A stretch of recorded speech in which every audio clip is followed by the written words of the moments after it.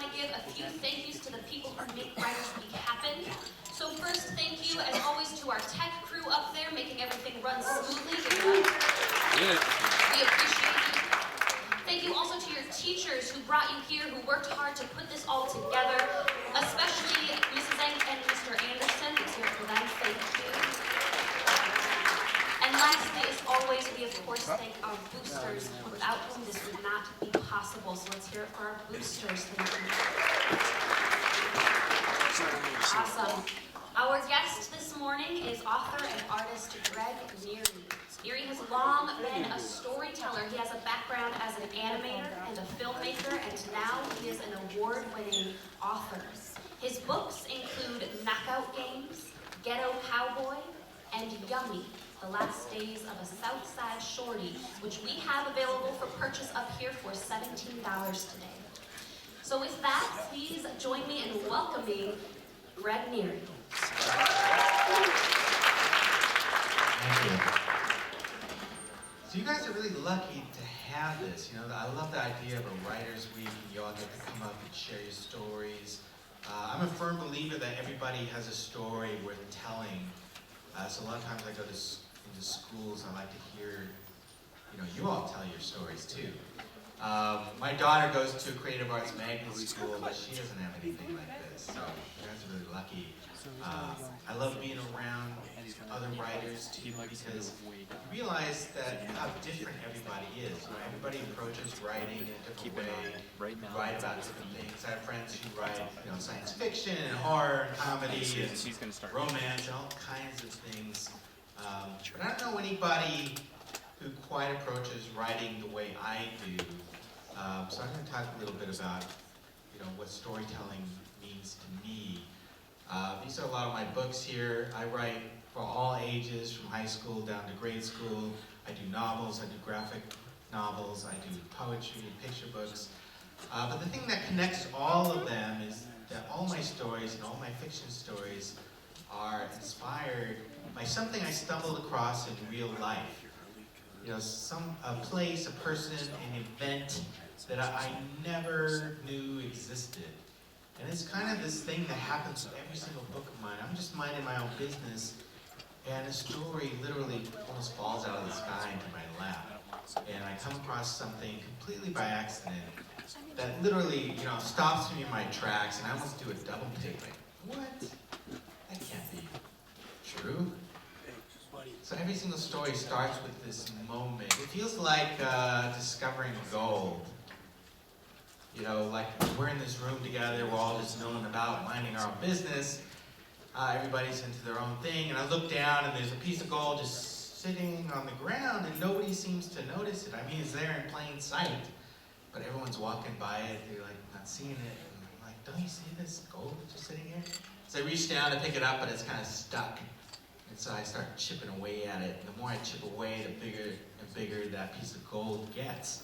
And so that's what it feels like when I discover a story. It's like this thing that's hiding in plain sight. Nobody has ever written about it. Nobody seems to know about it. And it's just waiting to be, dug out. So in my stories, because all my stories are inspired by real life, you won't see any wizards in my stories. You won't see any fantasy dystopian worlds. You won't see any dragons, things like that, because I find real life to be far more compelling, and interesting, and outrageous than anything I can make up from scratch. And part of that has to do with where I come from. I come from this magical place called Florida. And in Florida, everything feels bigger than life to me. I mean, I actually have alligators in my backyard. I live in the lightning capital of the Northern Hemisphere, which means we have more of these amazing electrical storms than any place in America. And of course, we have hurricanes.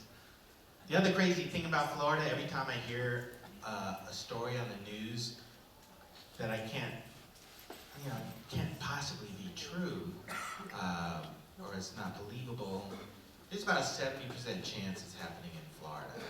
I don't know, this crazy stuff happens there. So I feel like as a writer, I can't compete with what's going on around me. So I tend to start with real life and then build on top of that.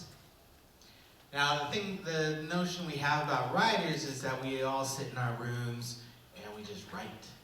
And that's true for a lot of authors. I mean, if you're writing science fiction, you are making things up in your head. But for me, since I write about real life, that means I have to go out into real life and have experiences. And I get invited to travel all over the country, sometimes different countries, and to do all kinds of things. And sometimes it gets me out of my comfort zone, which is a good place to be, because I know I'll have an experience. I know my perception will be changed about something. I know I will learn something every time I say yes. So I have this philosophy where I have to say yes to everything, regardless of how I feel about it. A good example of this, a couple years ago, I was invited to go to Russia in the middle of winter to talk about a book I wrote called Ghetto Cowboy. Now, there were several things wrong with this scenario. One, I live in Florida, where it was 80 degrees yesterday, and you're asking me to go to Siberia in the middle of winter. I'm not sure these kids even speak English. How are they going to read this book? And, you know, it's like the whitest place on earth. How are they going to understand this urban American story? You know, so I have all these preconceived ideas about Russia, because the only Russians I've seen are in the movies, and they always play the bad guys, right? So, but I say yes, you know, I gotta go because I know I'll have an experience, right? And it turned out to be pretty amazing. Oops. I walked into this first school. It was really remote up in the Ural Mountains. So remote that the kids skied to school. That's their mode of transportation. And I walked in the first room. There were about 300 kids. And I kind of walked in and was looking at them, and they were looking at me, and I had this epiphany. It's like, oh my God, like, you're real people, you know? It was just like looking at you guys. I was like, oh, okay. They're not characters in a movie, they're real people. And it turned out they all spoke English, and they all read the book, and not only did they understand the book, they understood it in the deepest way you could understand that story, which really surprised me. But we hit it off right away. And every school was the same. They were really interested in my world, I was really interested in their world, and we just like hit it off like gangbusters. And totally changed my perception about Russia and what was going on there. So it was a good thing to get out and challenge myself. My next journey will probably be my most epic one, which came about when some kid asked me, like, so where do you want to go? Like, what's the place you want to go to the most? And I kind of flippantly said, well, I'd like to go to Antarctica, because you can't just go to Antarctica. So guess where I'm going next? Antarctica. The National Science Foundation asked me to go down there, which is pretty extraordinary. And the idea of me in Antarctica seems crazy, but what happens is when you start to open yourself up to opportunities start to show up in front of you. And it's this interesting thing. The more open you are, the more things come to you. So that, I'm pretty sure, is going to be an adventure. But I'm going to go way back to how I became a writer, because most writers I met knew from a very early age they wanted to be a writer, like when they were 8 or 9 or something like this. I came to writing very late, and it was a complete accident. I had no intention of being a writer, never thought I could be a writer. So it's a complete shock to me that this is in fact what I'm doing now for a living. This is kind of my origin story, and I love, you know, in superhero movies and comics, the idea of the origin story. You know, Peter Parker is just this student until he gets bitten by a radioactive spider, and then he becomes Spider-Man. So this is my origin story. And it came about because of this book, Yummy, which was my first book. Oops. And so there's this notion that writers write the story, but for me, in fact, it was the opposite. It was the story wrote me. So I used to be a filmmaker and a digital media producer out in Los Angeles, and life was pretty good. You know, I had a great job. I was there at kind of the birth of the internet, and we were literally creating the language that you all use online these days. It was very exciting times. And I thought, this is the kind of stuff I'd be doing my whole life. On the side, we were doing these workshops in schools in hard-hit areas in Los Angeles, in Compton, South Central LA, East LA. There was a lot of gang activity going on in these areas. And there was a big gang war going on at the time. And I was doing these storytelling workshops with the idea of getting people to tell their stories, a lot like you guys are doing now. Only the atmosphere was so heavy because people were actually dying and getting killed at the school. And I'd go there, there'd be an announcement coming over the PA, for a memorial service for one of the students, things like this. And so you'd go into a room and you could feel the weight on everyone's shoulders, and nobody was talking. It was like, and then one day, we heard about this kid, Yummy Sandifer, who lived in the south side of Chicago, not too far from here. And the thing about Yummy was he was 11 years old. He didn't really have a family. He was in and out of juvie. He was in and out of foster care. Usually ended up back on the streets. And his family became the gang in that area, and he would do anything he could to belong to that gang. And one day a rival came into his neighborhood, and he thought, if I could take a shot at this kid, I would make a name for myself. And so he got his hands on a weapon, and he fired at the kid. But he was very small for his age. Couldn't really handle a gun, and he missed. And he ended up hitting this 14-year-old girl, Siobhan Dean, who died. And suddenly this 11-year-old boy is a fugitive from justice. There's a citywide manhunt for this kid. And the gang is hiding him in different safe houses around the city. And every day that goes by where he's not caught, the story grows bigger and bigger and bigger, until we're hearing about it in Los Angeles. And finally, towards the end of the week, the story became so big, the last thing a gang wants is all this attention. So they decided, Yummy's got to go. So they sent 2 other boys to basically take Yummy out. And Yummy was killed, and those 2 boys are now serving time in Danville prison, not too far from here. So basically 4 lives were destroyed kind of over a single moment in time. And it was a big story. The president talked about Yummy. People like Tupac talked about Yummy. Songs were written about this kid.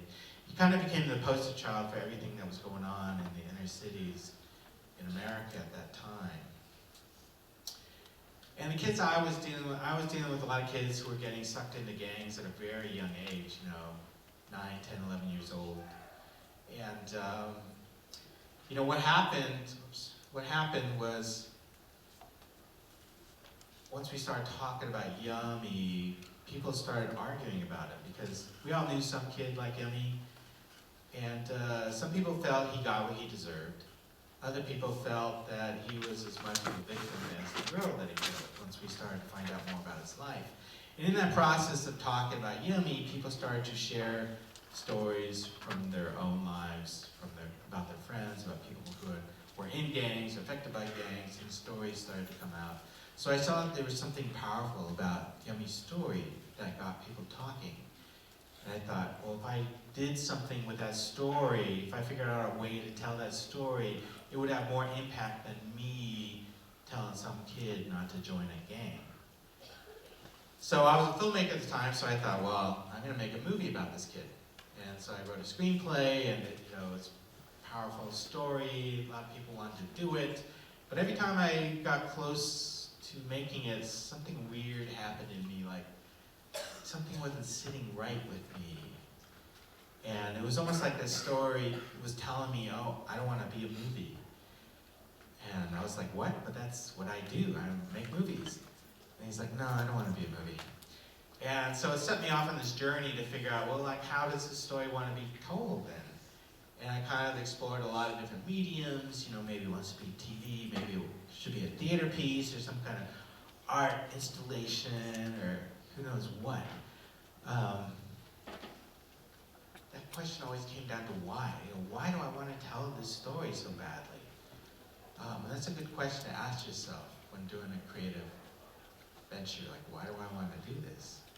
To what end? One day I found myself at a reading festival, and there were a bunch of middle grade authors up on stage talking about their books. And this woman stood up, she was a teacher in South Central, and she basically said, you know, all your stories that you're doing, that's great and everything, but my kids will not read those stories. Like, I want to know, where are the stories for my kids? You know, when are you going to write stories for my kids? And they all kind of sat there like, well, I don't know. And I was sitting in the same row as her, and I thought, well, I have a story for her kids. I could tell that story. So that kind of got me thinking, and shortly after that, you know, I kept working with these kids, and I started to realize I want to do something that these kids will get, you know, will have an impact on them. Shortly after that, a friend of mine was working on a graphic novel, and I'd never seen the process of a graphic novel, but he showed me, like, before you do the drawings, you have to have a script, you know, and I noticed his script looked a lot like a screenplay, and I had a screenplay. And I noticed that the drawings were very cinematic. There was kind of a flow to it, like that reminded me of a movie. And I was standing there, like, thinking, that's kind of interesting. It's kind of interesting. And I thought back to when I was younger, in middle school. I didn't like reading, but I loved drawing. I was always in the back drawing. What was I drawing? I was drawing comics, you know. And I remembered how much I loved comics, and I thought, oh, okay, these kids won't read a book, but they'll read a comic. So what if I do this story as a comic, as a graphic novel? And so, you know, my next thought was like, well, wait a second, okay, I'm not really qualified to do graphic novel. I didn't go to school and study graphic novel making. I've never done a book before, so who am I to think that I can do something like this?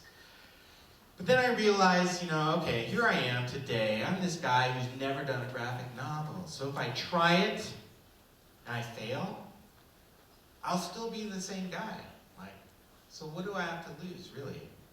Because if I succeed, then I'll have a whole different voice to explore and do stuff with. And so it became this graphic novel that completely exceeded any expectation or hope that I had that this book could do. And it's had an amazing life.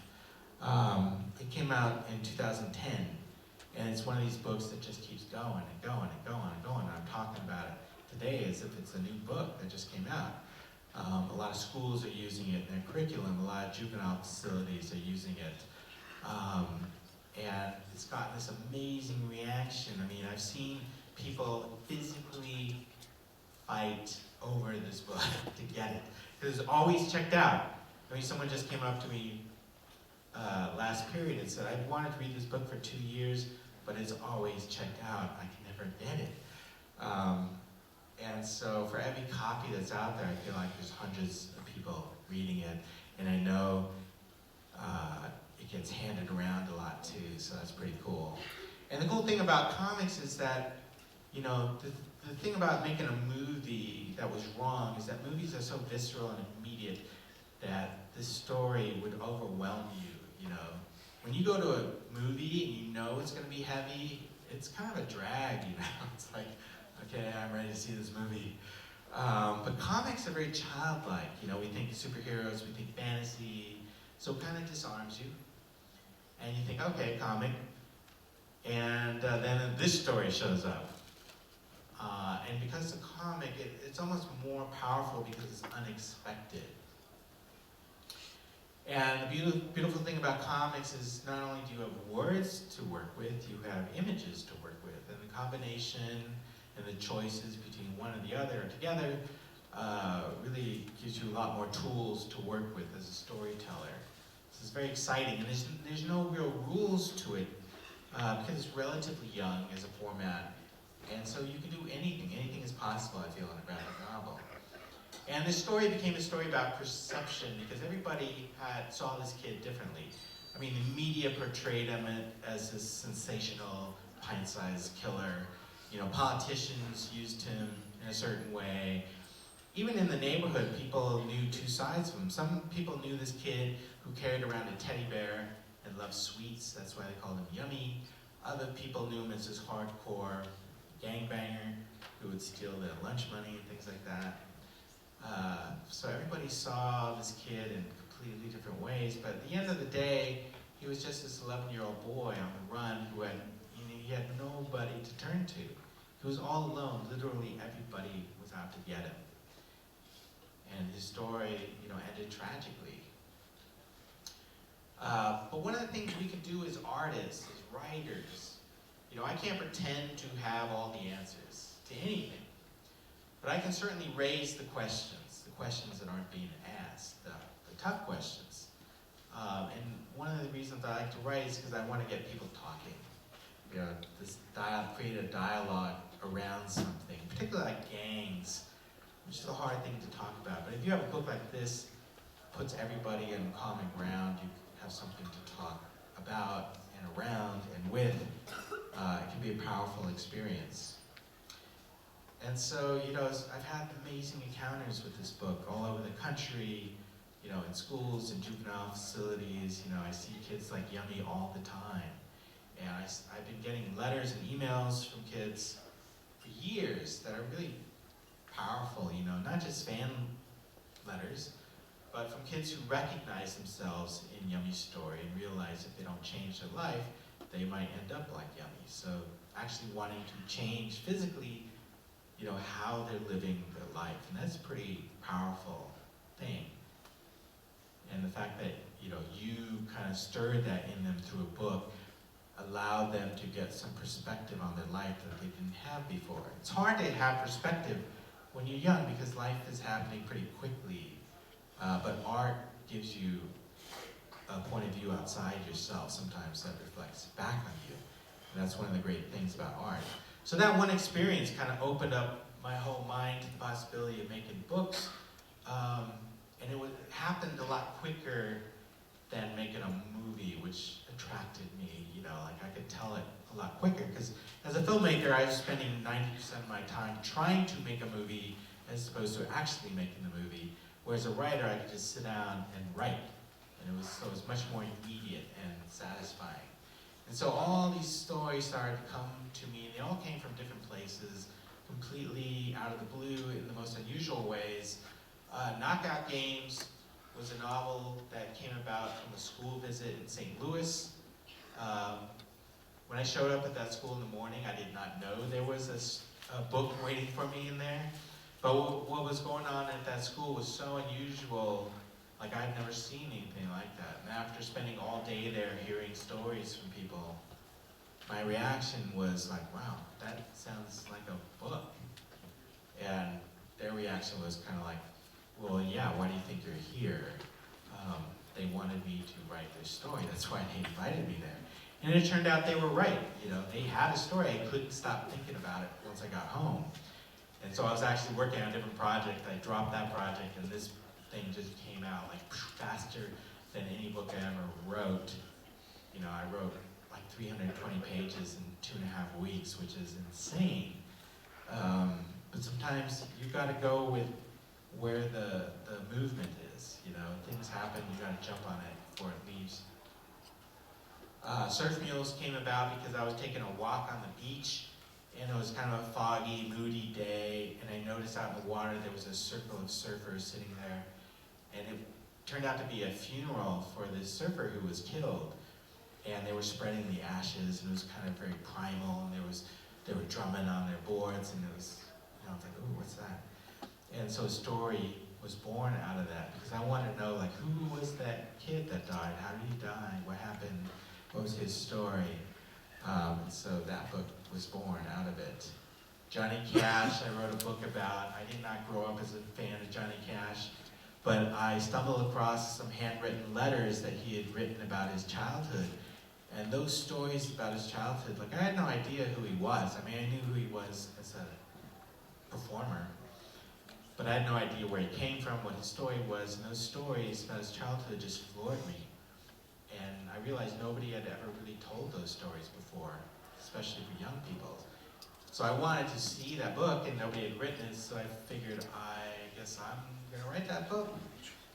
And a lot of times that happens too, just because I want to see that book so badly. That was kind of the case for my new book, True and Nell. I'm assuming all of you have read, or most of you have read To Kill a Mockingbird, probably, right, maybe? This is the true story behind that. Harper Lee and Truman Capote were two of the greatest writers in the 20th century, and they grew up as next-door neighbors in this small town in southern Alabama in the middle of nowhere. What are the chances of that happening? And their friendship was, once I started to find stories about their real-life adventures, were so outrageous and so funny and so poignant. And when I realized nobody had really told those stories before, they felt to me like fiction, but they were real. And so I knew I had to tell that story. And I enjoyed writing it so much, I just finished a second book about them a couple weeks ago. So you never know where a story is going to come from, It just comes from all kinds of places. Sometimes it's in your own backyard and you don't know it's there. A book that's not out yet, another graphic novel, is about my cousin Gail, who I only met once in my life when I was a kid, hadn't seen her for 20-some years, and she showed up at this Christmas party, and so I was talking to her and asked her, so what have you been up to your whole life? And she kind of looked around and she said, well, you know I'm a wanted woman, don't you? And I was like, what? And she proceeded to tell me this amazing story for the next hour and a half, and I was like, I knew immediately, like, well, that's a book. And it was happening in my own family I didn't know about. So I truly believe everybody has a story to tell and a story worth telling. So that's one of the reasons I love this idea of Writers' Week. Ghetto Cowboy is kind of the classic version of how I work, because I stumbled across these photographs, and I've been to a lot of places around the United States, but when I saw these photographs, I was like, what is going on here? Where is this? And it turns out this is a neighborhood in North Philadelphia, a neighborhood that most people consider to be the most dangerous in the city.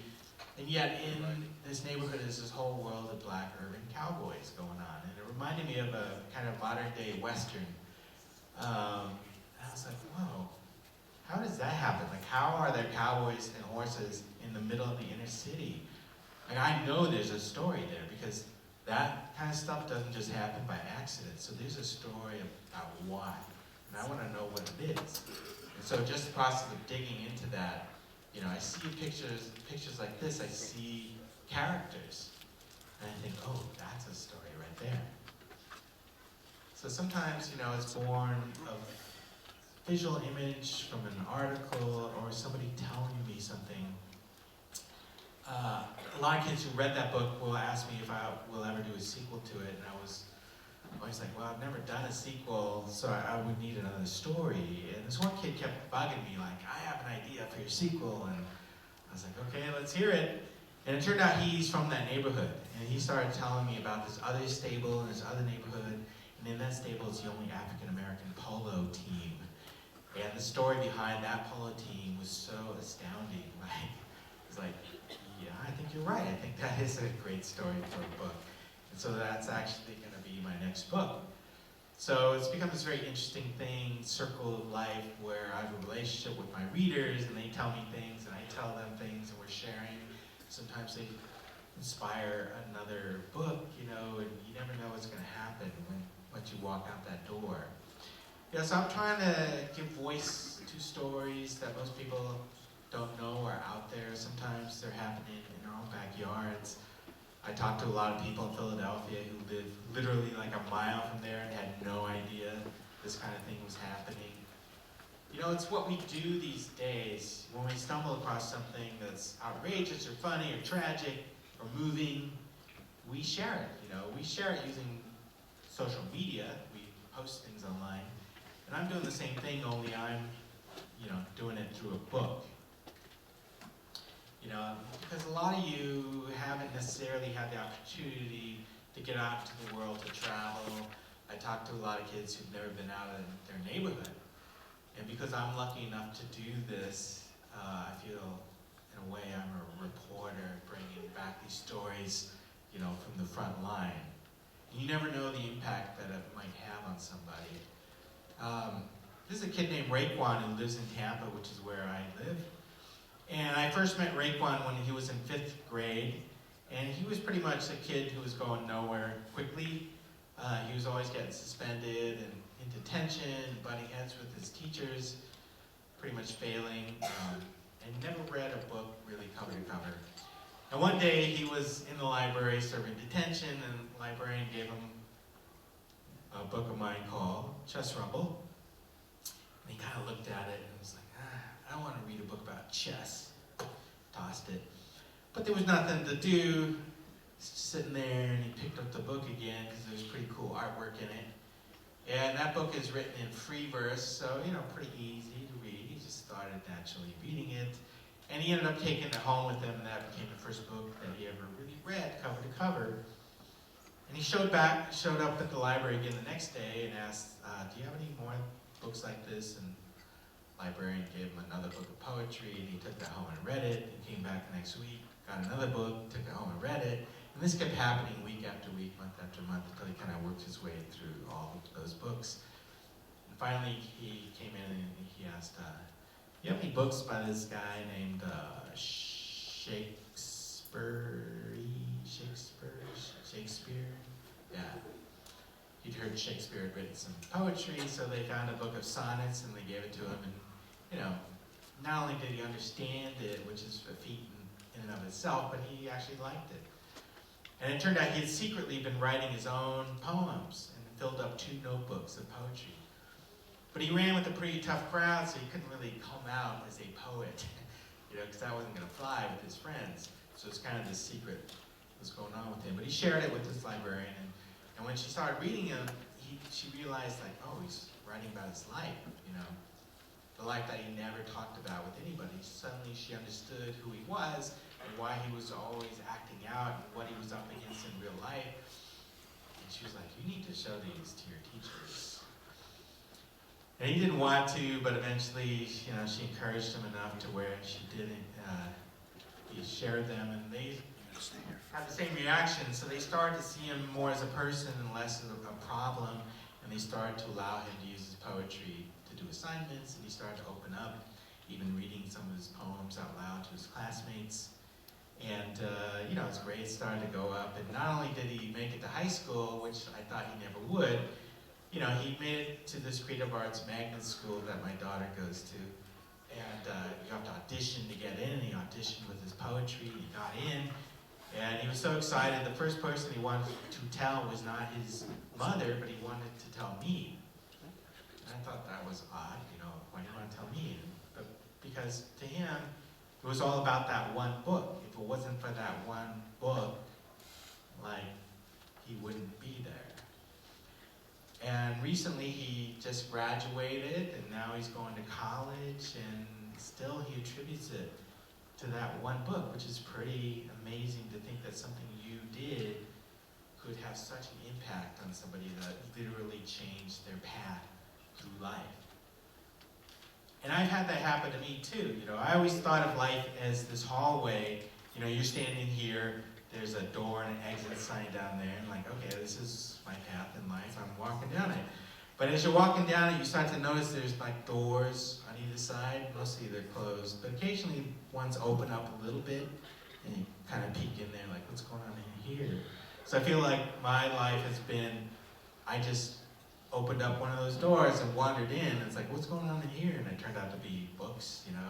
And on the other end of that room, there was another door and another door, and suddenly that path that I thought was the path that I was going down is completely gone, and I'm on this totally different path. And so I realized life is like that, you know, it's not going to be what you think it is.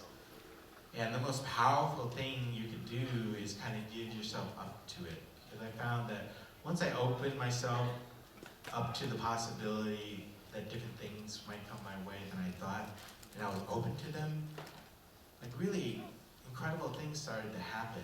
You know, that if I was ready and willing to roll with anything that came my way, I started to have some pretty remarkable experiences. And so the fact that I'm doing what I'm doing and I've written those books and I get to travel all over the world seems crazy to me. And if I could talk to myself, myself from 20 years ago and explain to myself then, like, okay, you're a writer, these are the books you wrote, I would look at myself like I was crazy, like, what? Like it wasn't even a thought in my head back then that this is something I could do. So life is really kind of funny and interesting.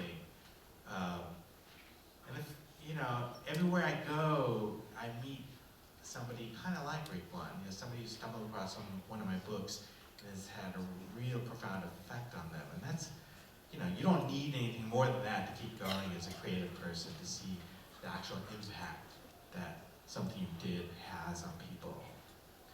Final thing I see, when I travel around, in addition to like Writers' Weeks, which are really terrific, I see a lot of book competition, reading competitions, poetry slams.